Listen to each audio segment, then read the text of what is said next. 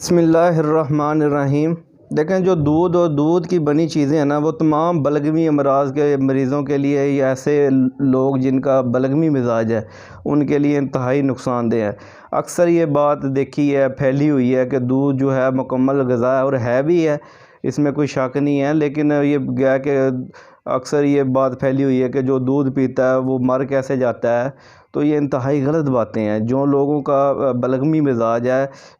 جن کو بلغمی سر درد رہتا ہے، جن کی آنکھوں میں سے پانی آتا رہتا ہے، جن کو نزلہ زکام دائمی رہتا ہے، ٹھیک ہے، اور جن کا جو ہے دل کے امراض میں پائے جاتے ہیں، کولیسٹرول پایا جاتا ہے، اور جس کے جگر کے اوپر چربی پائی جاتی ہے، اور جن لوگوں کے گردے جو ہیں وہ کمزور ہیں، جن لوگوں کو بھوک نہیں لگتی باوجہ سردی، جن لوگوں کے گھٹنوں کے اندر درد رہتی ہے، وجہ المفاصل کے اندر جوڑ سوج جاتے ہیں، ایسے تمام جن لوگوں کو قبض رہتی ہے، تو ان ایسے لوگوں کو ہم بلغمی مزاج والے لوگ کہتے ہیں۔ ایسے مریض بلغمی مریض ہیں، تو ان کے لیے دودھ انتہائی نقصان دہ ہے۔